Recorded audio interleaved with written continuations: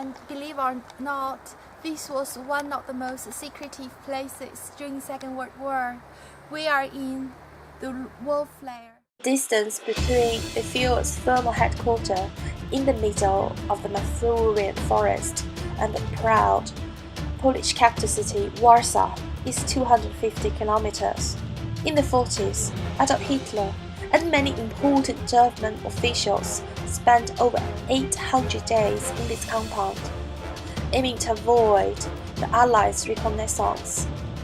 There are approximately 80 huge fortress-like concrete bunkers. The detailed plannings of the notorious death camps upon the East Front were bludgeoned by a few of the most powerful officials.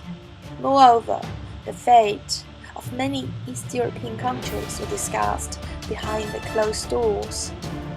Whilst the Foreign Minister Joachim von Ribbentrop negotiated the diplomatic terms with the Soviet Union in secrecy, aiming to ensure the supply of food, cotton, and other agricultural products to the German troops.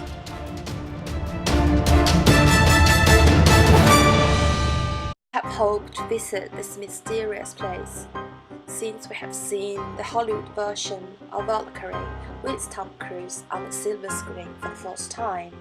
In this dramatic movie, the brave German soldier lost his life for his involvement in an attempt to assassinate Hitler here in Wolf's Lair. This heroic attempt of murdering Fuhrer Hitler in this well-camouflaged area has captured our imagination ever since, whilst we kept asking ourselves a simple question: who drove the Nazi leaders to stay in this place, far away from the loved ones, and lived a monastery-like lifestyle, especially when some of them had realized that Germans had lost all their advantages, which they envisaged in the beginning? Is the sweetness of the power or the ambition of aspiring at high position that kept their spirit high? Would they really believe in their own ability to achieve the impossible challenge which the European superpowers never succeed, namely occupying the vast Soviet Union? I have no clue.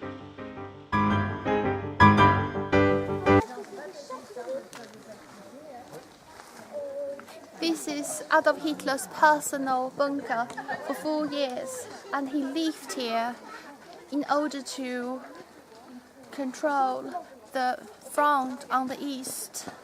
And today, this is really a rather devastating and sad place, and all the leakage in each and every locations reminds me really how fragile his own machinery really is, although the facade is both solid and extremely impressive. When I was young, I came across a sentence which Adolf Hitler articulated upon the initial phase of the Second World War.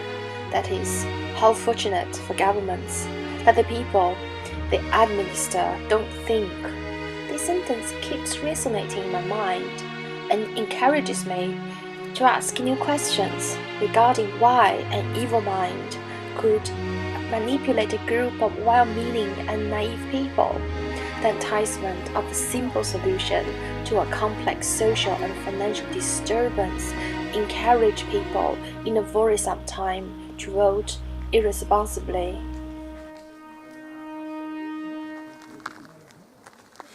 This huge bunker was used by the famous Martin Bormann in the 40s, and he was one of the most prominent leaders in the Third Reich in Germany. And just like Hitler, he committed suicide at the end of the Second World War in a bunker in Berlin. Many of the high-ranking Nazi leaders had their bunkers in the middle of this compound, in the close vicinities to each other. This bunker belonged to the very arrogant Hermann Göring, and he was really one of the most dislikable figure in the Third Reich. I'm not talking about the other one are likable.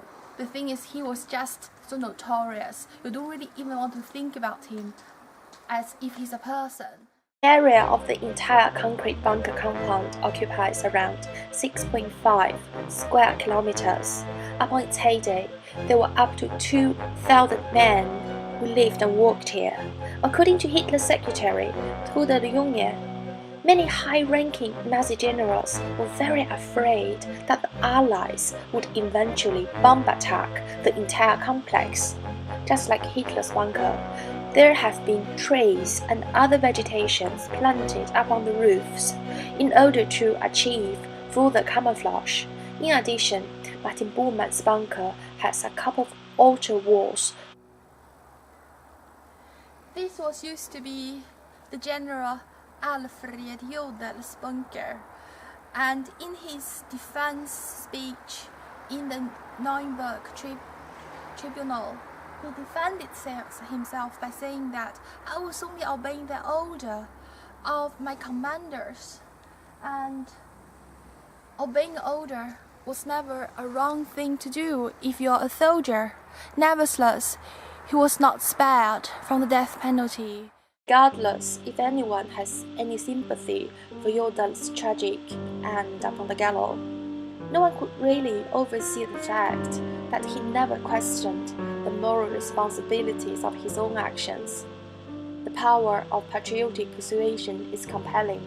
I would like to know if General Jodl ever contemplated over his own involvement of the huge-scale destructions and atrocious crime against the innocent civilians when he and his Nazi generals fight upon the front.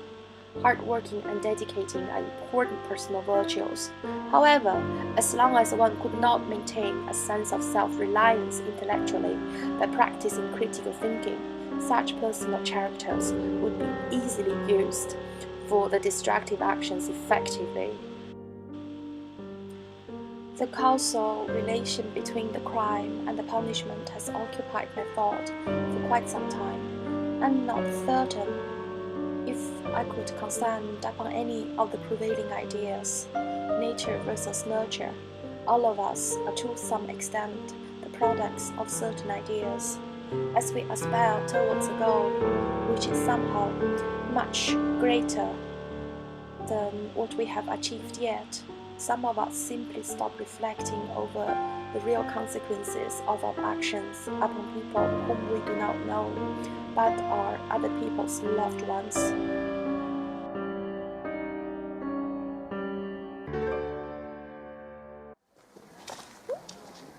Many legendary events took place in this place in Wolf Lair, and people like Claus von Stauffenberg had attempted to assassinate Hitler in order to, in a way, stop the whole insane warfare he was carried out towards the former Soviet Union. As a young man, Claus von Stauffenberg, like many of his contemporaries, celebrated the nationalistic ideologies, despite he found many of the extreme ideas which made Nazis so popular in Germany repugnant. As a Catholic who values the Christian ideas of morality and justice, he was extremely offended by the systematic ill treatment of Jews. After he lost one of his eyes upon the battle in Tunisia, he joined the resistance movement when he came back to Germany.